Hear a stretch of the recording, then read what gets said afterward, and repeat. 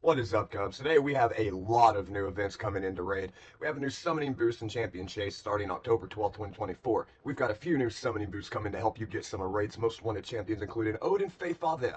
You can also earn his Perfect Soul or a bunch of other useful goodies through a special Champion Chase 20. Here is a schedule from 0800 UTC Friday to October 4th, 0800 UTC Monday, October 7th, with doubling your chances of receiving epic and legendary champions from Void Shards. From 0800 UTC Friday, October 4th to 0800 UTC Sunday, October 6th, we are also giving Z the chance of a 10x, the chance of summoning Odin Faithfather from Void Shards. Does both of them not say the exact same thing? Here is how it works. The champions, the chances. The chances of summoning epic and legendary champions from Void Shards are doubled. The chances of summoning epic and legendary champions from Sacred, Primal, and Ancient are the same as normal. If you do happen to summon a legendary champion from a Void between 800 UTC October 4th and 800 UTC October 6th, you will have a 10x the chance of getting Odin Faithfather compared to other champions.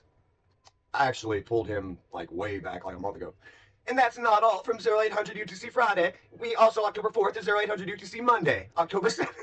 We also run a Fragment Event Champion Chase Tourney, where you will be able to earn awesome rewards if you manage to take the first place in the leaderboard in your group during the tournament.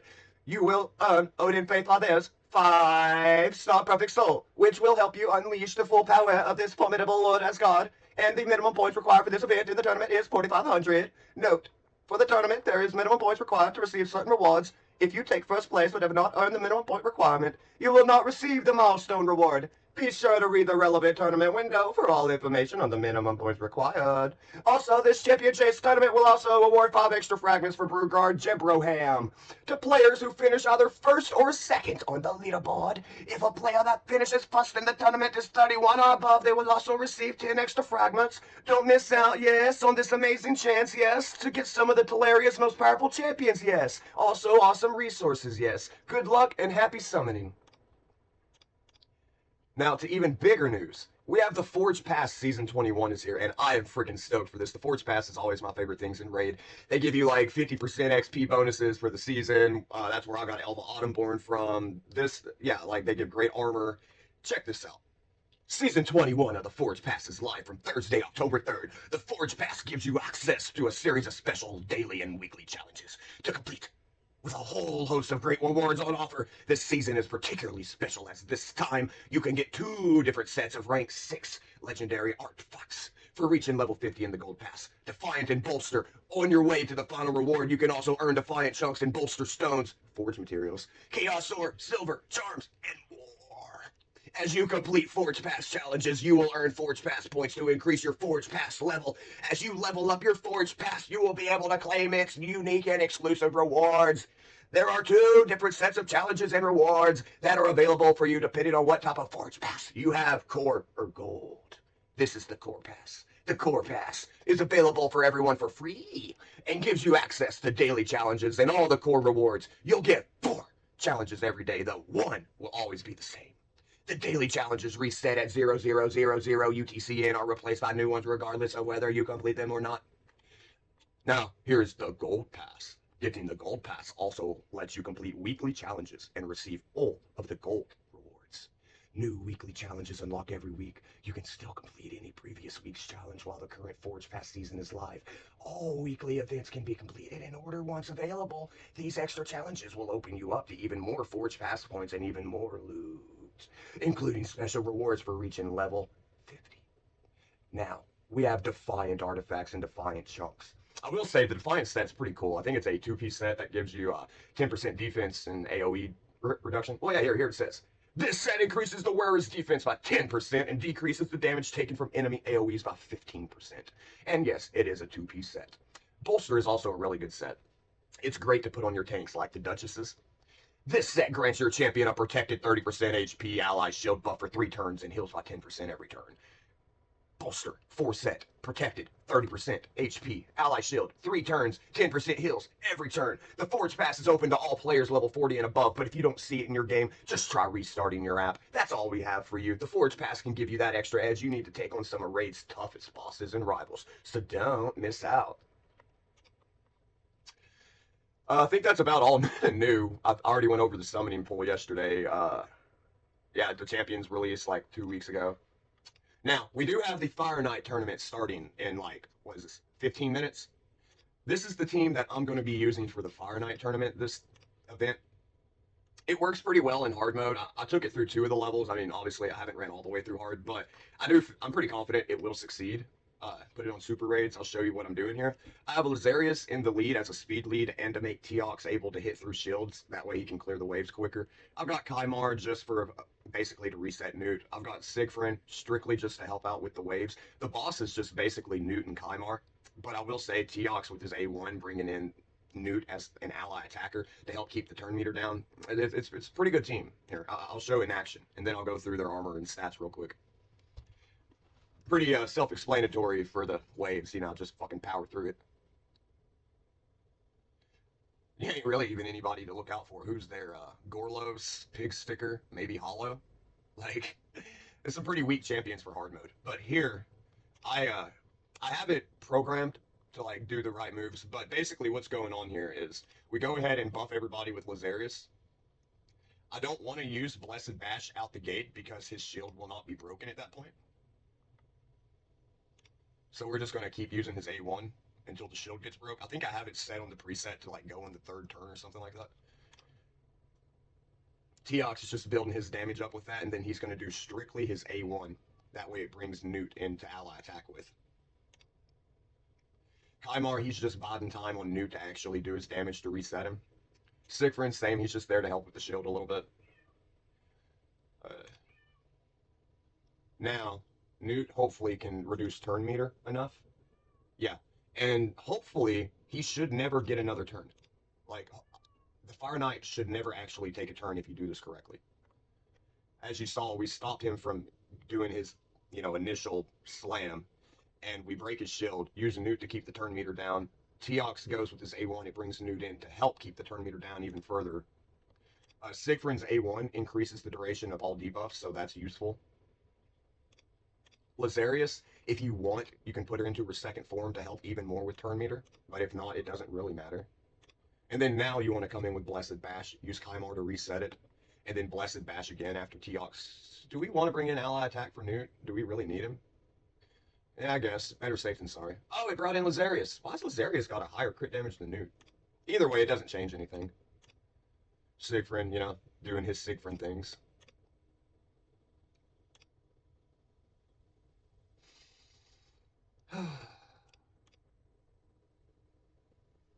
Teox just doing his standard stuff. We let Kymar use his reset on round 2 of the waves, and it kind of just made him useless. You really could swap out Kymar for anybody. Like, I don't know what point he's actually serving on this team because, yeah, Newt doesn't even really need to be reset because, as you see, the boss is going to be dead before it even gets to take a turn. So, what difference does it make whether Newt gets reset or not if the boss never takes a turn? Anyways, that's all for that boss, like as far as what moves I take. The builds that I have on those people, not the best builds, not the worst, they're kind of mid-tier.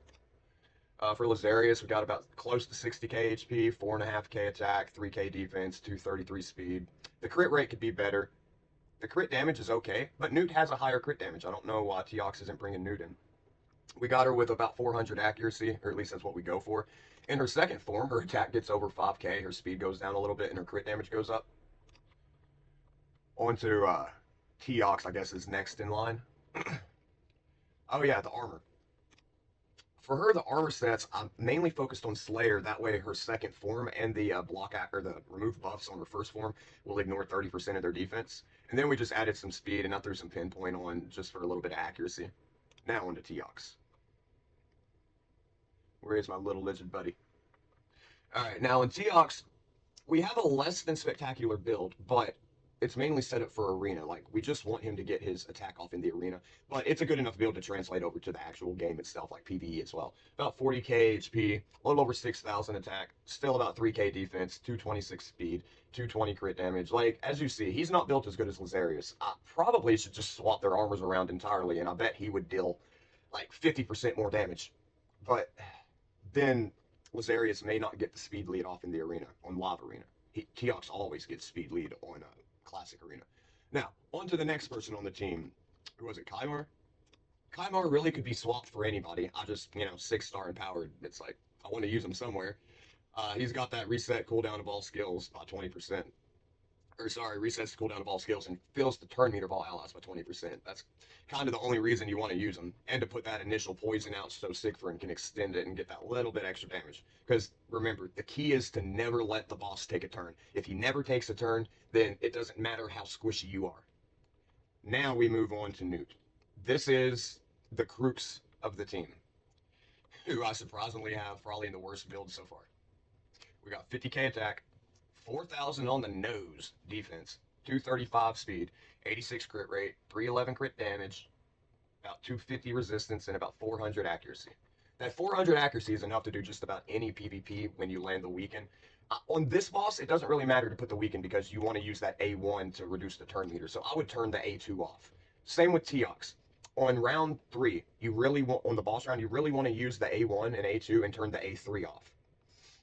Now, Kymar, I think I may have forgot to go in, but you need to turn off the A3 until the final round because the cooldown is too long. You won't get it reset before you get to the boss. Finally, who was the last person on the team? Or was that the whole team? Well, I just drew a blank. Sorry, guys. I feel like there was one more person. I know there was. That was only 4 people. This is kind of silly. Oh, my Siegfried. Out of everybody, I didn't even go over Siegfried. My Siegfried build. This is my big boy here. 50k HP, 7k attack, 3,000 defense, 226 speed, and 86 crit rate, blah, blah, blah, blah. But the 7k attack, that's a pretty hard number to hit and still get over 200 speed.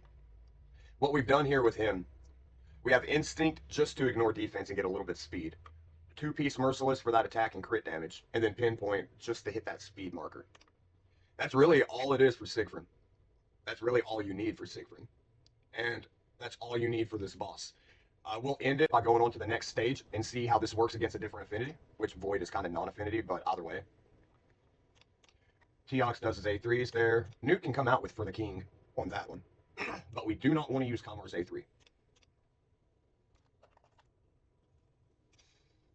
Can Siegfried one-shot this? Maybe? Yep. There you go, Siegfried. Now on here, we're just going to go... No, we're not going to buff the team yet because we want to use that at the start of the boss fight. This really is probably the toughest part of the whole match. It's getting through this wave using basically A1s. Now, Teox can still do his moves because, you know, they're all kind of the same against the Fire Knight. But, yeah, you're a little bit limited on the second stage on what you can do.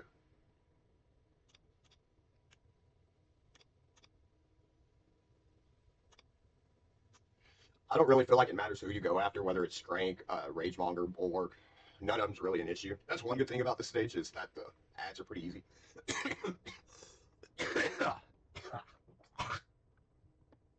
Oh, that's nasty. Is there like hair in it? Come on, Teox, whop them out. Good boy. Now, let's see how this works on a different affinity. Let Teox build his damage up a little bit. We're going to come in here, boost some turn meter, get that increased attack off. We did not proc an extra turn that time, but it's okay. Is the boss going to take a turn? I think the boss may end up taking a turn this time. No? See, that time Newt comes in with the ally attack. Oh, I get it. When Lazarius goes into the second form, her crit damage increases, and it makes her the one Teox brings in. So yes, you need to keep Lazarius in her first form, definitely. All right, Blessed Bash, or do we take the turn meter down? I think we take the turn meter down and then come in for a Blessed Bash. There we go. Now we should have control. He should never take a turn.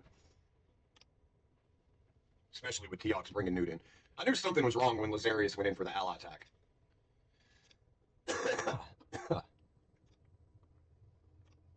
Do we go ahead and put out a weaken? Nah, I think where his crit damage over 300, the weaken isn't really going to affect anything. Let's do a skill reset. I think we still want to stick to Teox's A1. Yeah. Yeah, that's what we do. Siegfried's just powering in with that something of the Nephilim. Let's go ahead and buff. Blessed Bash. Magic Missile. Blessed Bash. Like how Magic Missile was the meme for D&D, Blessed Bash is going to become the meme for Raid. I'm surprised it hasn't already. Like, any boss in the game. Blessed Bash! Blessed Bash! I guess the poisons really doesn't matter because he never takes a turn to make them go off. So yeah, Kymar is completely expendable. You can swap him in for anybody. He's really not doing anything. The main people you need is just Teox and Newt. You can have any nuker, and Kymar is just an open slot, and Lysarius is a buffer. But to make Teox hit through the wave shields, you kind of do need Lysarius, or at least like a Necmo. Maybe even a Krokma. He hits pretty good. Regardless, this is who I'm going to be using for this tournament event. How many fragments do we have towards Jeroboam?